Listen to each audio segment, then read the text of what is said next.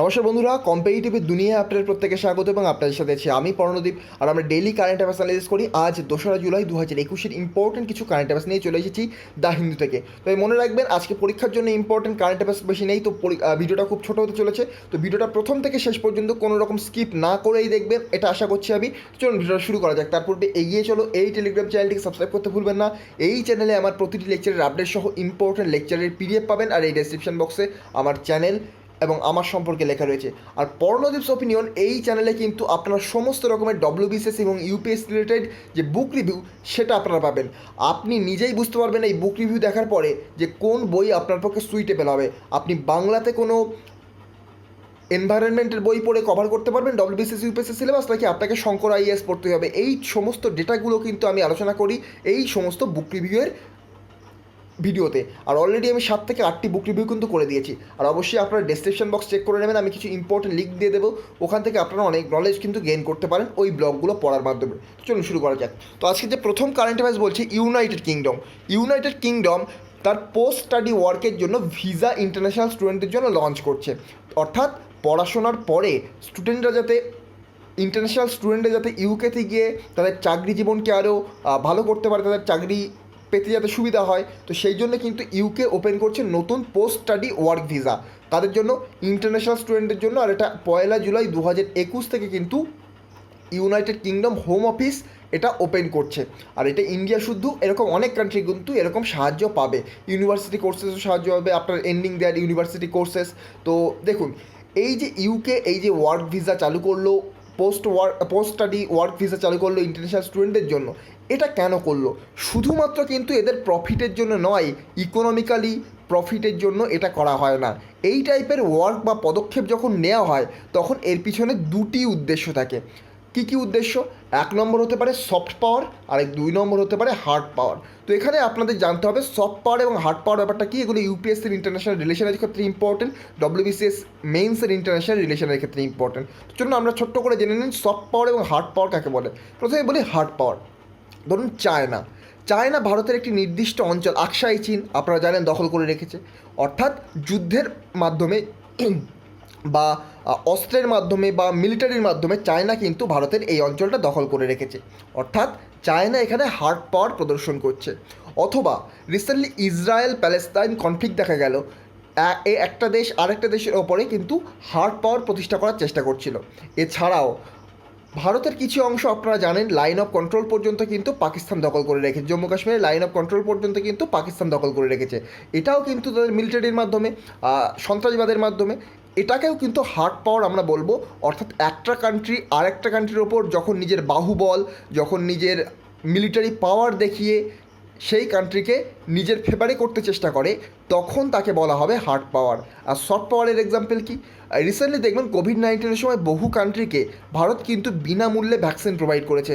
অর্থাৎ list develop যে কান্ট্রিগুলো, সেই কান্ট্রিগুলোকে কিন্তু ভারত বিনামূল্যে ভ্যাকসিন প্রোভাইড করেছে।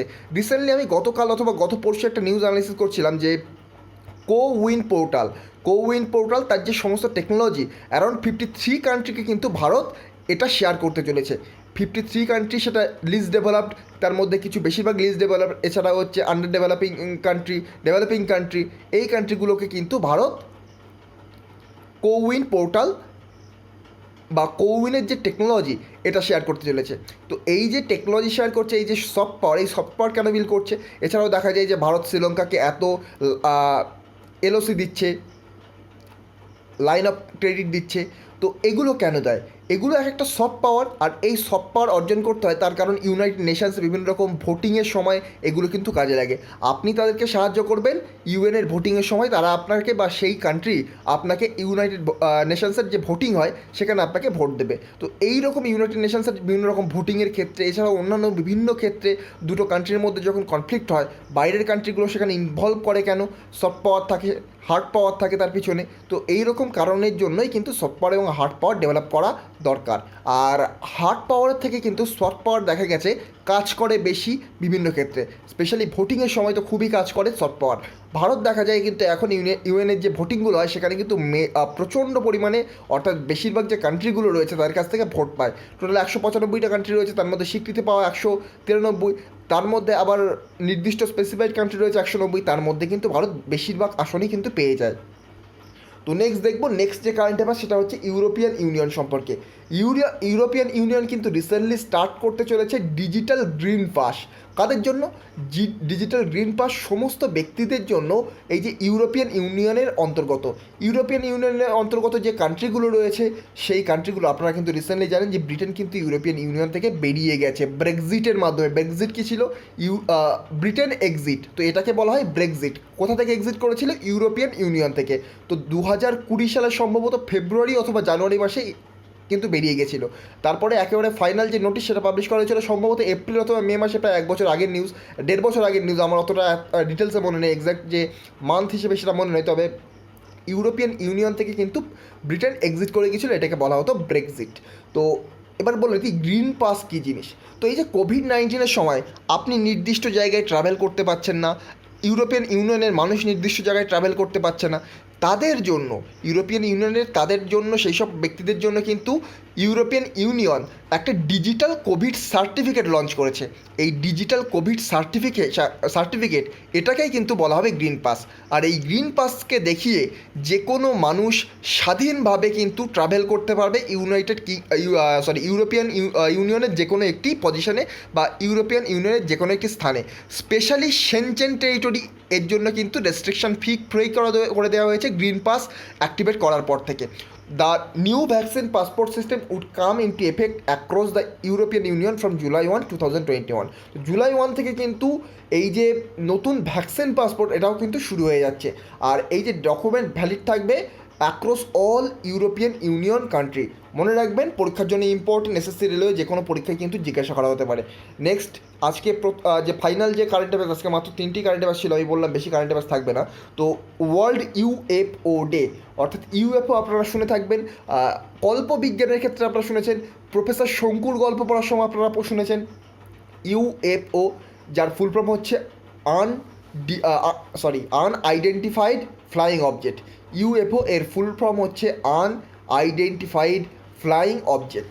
তো এই আনআইডেন্টিফাইড ফ্লাইং অবজেক্ট এটা প্রতি বছর পালন করা হয় 2রা জুলাই। আজ 2রা জুলাই, তো 2রা জুলাই কিন্তু ইউএফও ডে পালন করা হয়। আর এটা শুরু হয়েছে কবে থেকে?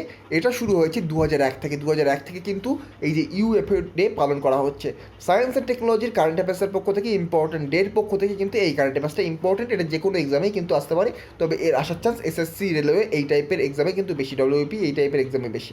তো এই ছিল আজকে মাত্র 3টি কারেন্ট অ্যাফেয়ার্স। নেক্সট ডে আমরা আশা করবো আরও বেশি কারেন্ট অ্যাফেয়ার্স থাকবে পরীক্ষার জন্য। তো এই ছিল কারেন্ট অ্যাফেয়ার্স। যদি ভিডিওটা ভালো লেগে থাকে আমার চ্যানেলটিকে সাবস্ক্রাইব করে পাশে থাকা বেল আইকনটি প্রেস করতে ভুলবেন না। আর আজকের মতো গুড বাই, পরবর্তী ভিডিওতে আপনার সাথে আবার দেখা হবে। Thank you.